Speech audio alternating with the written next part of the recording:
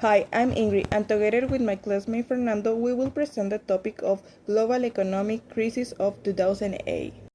Hi guys, with Ingrid, I'm going to present our the 2008 global crisis caused by the housing bubble of United States.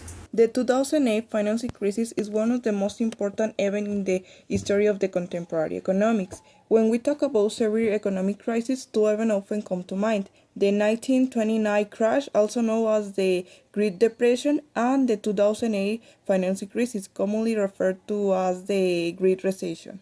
The 2008 financial crisis began with the push for the American drive of homeownership. In 2002, President George Bush promoted programs to expand housing access, while the Federal Reserve lowered interest rates to just 1%. Cheap credit led banks to offer risky loans known as ninjas. It means no income, no job, no assets. These loans were bundled into collateralized debt obligation or CDOs and sold to investors. For years, housing seemed safe, but this belief that price could only rise laid the foundation for the crisis. In reality, more than 8,000 banks and lenders flooded the market with this high-risk mortgage. Investment banks and hedge funds turned them into complex financial products, mixing safe and dangerous loans together. Investors worldwide bought these CDOs, trusting that America's housing market will never fail. But behind the optimist millions of low-income families were taking on debt they could not sustain. This combination of cheap money, risky lending, and blind investor confidence set the stage for one of the largest financial collapses in history. The housing bubble. As housing prices soared, subprime mortgage loans became popular, but once loan introduction rates expired, many families couldn't keep up with higher payments and default, leaving banks with unpaid debts and foreclosed homes. With too many houses on the market and demand falling, home values and related financial assets collapsed. This and the oversupply caused the housing bubble burst. At the same time, the construction industry had built far more houses than people could buy, which pushed prices down even further. Banks ended up holding thousands of foreclosed homes while their financial assets lost value quickly. What once seemed like endless growth turned into fear and losses, spreading panic across the global economy.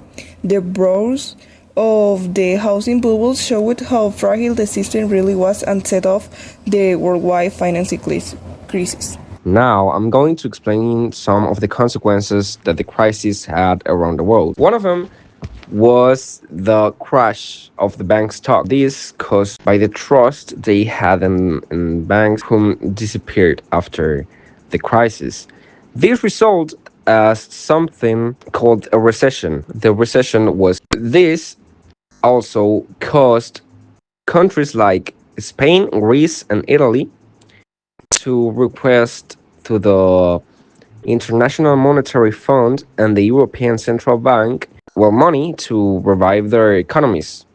And with this, a lot of people around the world, like millions of people, lost their job. Another consequence that this had, in this case in the United States, the President Barack Obama, with the help of Ben Bernanke, the chairman of the Federal Reserve, launched a bailout plan for major banks. This didn't end up in a really good way and caused a massive wave of public outrage that ended up in a huge problem around the United States at that time.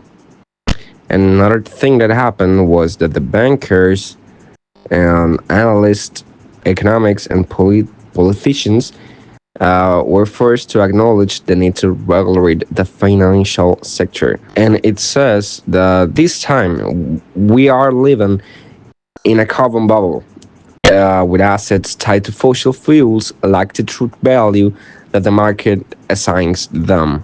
Now I'm going to tell you the impact this global recession had in Mexico. When all of this started, Mexico was in a good place in economy, in a global level. But then, as it got worse, in like September of 2008, the global recession caused a lot of damage in the economy around all the world, and by the distance between Mexico and United States, obviously it impacted Mexico. One of the most important things that happened was that Mexico stopped to export the things they were exporting.